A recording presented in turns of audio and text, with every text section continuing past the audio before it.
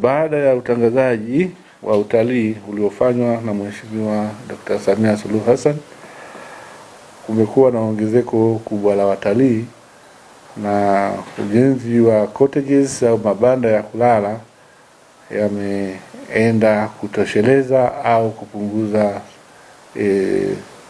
swala zima la malazi. Tumejenga viwanja vya ndege vinne vya kisasa kabisa, tukianzia na hifadhi ya Nyerere ambapo tumejenga uwanja wa ndege katika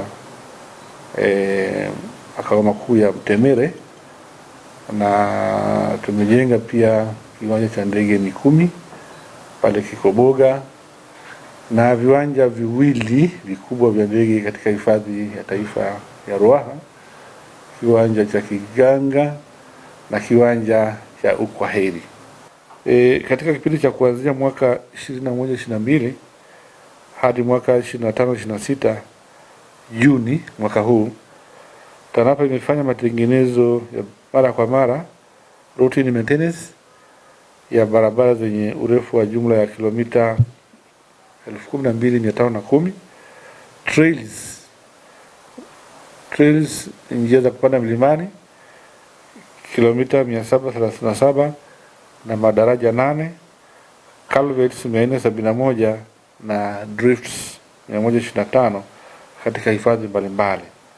Pia katika kipindi cha kuanzia pia ujenzi wa miundombinu ya malazi hifadhi ya taifa Nyerere, Ruaha, Mikumi na kisiwa cha Rubondo, kisiwa cha Saanane, Burigi Chato, ambapo baada ya utangazaji wa utalii uliofanywa na Mheshimiwa Rais, miundombinu hii inaenda kukidhi mahitaji ya watalii.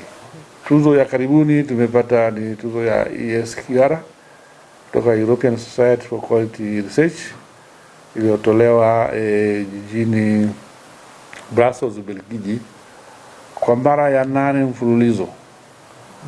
Hiyo tuzo hii inaelezea au inatoa tathmini kwamba huduma zitolewazo na shirika letu za kisasa. Tanzania kileleni kwa 2026 ipo na maandalizi yameshaanza. Tumeshafanya mawasiliano na wadau na wapo tayari kabisa kutoa huduma nzuri na kuhakikisha wapandaji wanafika kileleni ili kusherehekea uhuru wa Tanzania bara. Na wawasihi wa Tanzania kujitokeza kwa wingi kusherehekea uhuru juu ya kilele cha mlima Kilimanjaro